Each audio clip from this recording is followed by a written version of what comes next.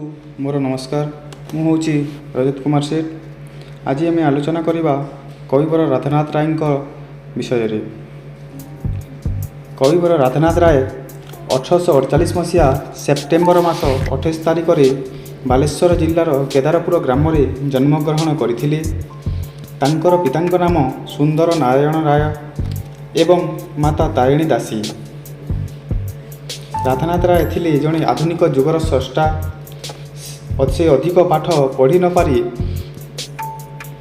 निज उद्यम घरे पाठ पढ़ी ओडिया बंगला और इंग्राजी भाषा पांडित्य अर्जन करथिले। से किछि दिन शिक्षकता करी पर स्कूल विभाग में इन्स्पेक्टर भाव में कार्य करी सुनाम अर्जन करथिले। राधानाथଙ୍କୁ कविवर उपाधिटी बामंडर राजा वासुदेव सुडल देव प्रदान करथिले। फकीरमोहन सेनापति राधानाथଙ୍କୁ प्रथम कविवर बोली संबोधन करथिले एवं 1869 मसीह ब्रिटिश सरकार तांकु राय बहादुर उपाधि भूषित करथिले। राधानाथ राय चिलिका, चंद्रभागा, केदार गौरी प्रभृति काव्य और अनेक कविता रचना करी अमर होइछन्ति।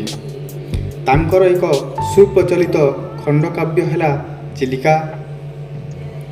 यह 1891 मसीह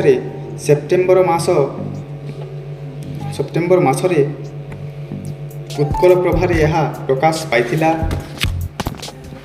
कविंकर एक महाकाव्य है महाजात्रा। यह आधुनिक ओडिया साहित्य प्रथम महाकाव्य। यह मध्य उत्कल प्रभा पत्रिकार प्रकाश पाइथिला। एही भली अनेक सुनाम अर्जन करथिबा काव्य कविता से लिखिथिले एवं से 1908 मसीहा अप्रैल मास 7 तारिख दिन मृत्युवरण करथिले। राधानाथ राय तांकर जीवन काल थिला 60 वर्ष।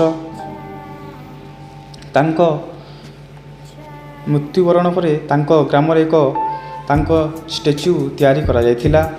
यह थिला कविवर राधानाथ रायंकर जीवनावली।